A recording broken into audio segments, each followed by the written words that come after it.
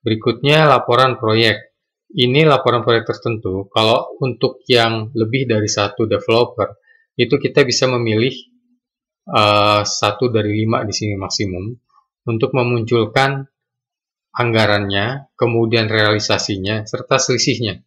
Ya. Di bagian atas, di bagian kiri itu ada anggaran gabungannya. Kemudian di bagian bawah itu ada anggaran per unitnya. Jadi anggarannya sekian per unit, realisasinya muncul, kemudian selisihnya akan muncul untuk kita bisa mengevaluasi proyek yang dijalankan. Kemudian ini pendapatannya atau penjualannya. Setelah itu ada pengeluarannya. Dan di bagian paling kanan itu ada tambahan untuk pekerjaannya, uraian pekerjaannya. Ya. Jadi sebenarnya ini bisa teman-teman gunakan untuk keperluan evaluasi, dan untuk summary keseluruhan bisa dilihat di bagian atas. Di sini ada total properti, targetnya, realisasinya, dan persentasenya, nilai proyeknya, dan proyeksinya. Ya, jadi bisa dilihat di sini langsung pada saat pekerjaan itu dijalankan atau setelah selesai dijalankan.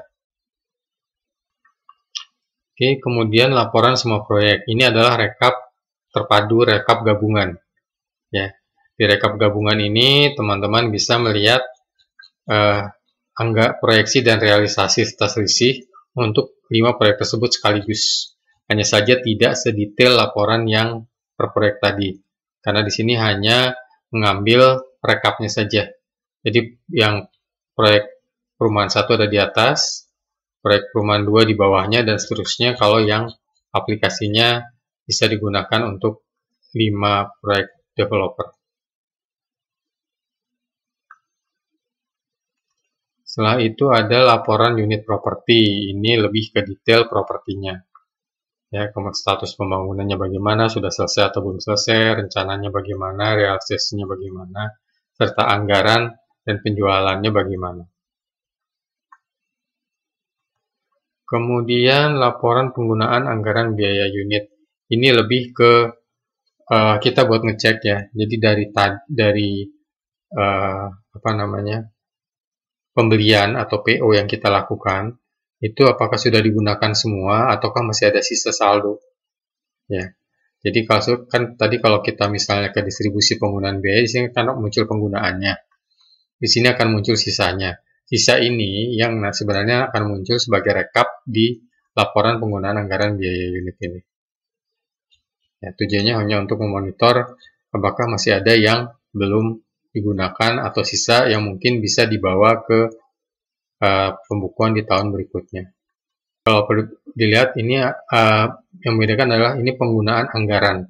Anggaran biaya unit itu dasarnya dari, kita masuk kategori proyek, ini. Dasarnya adalah ini. Ya.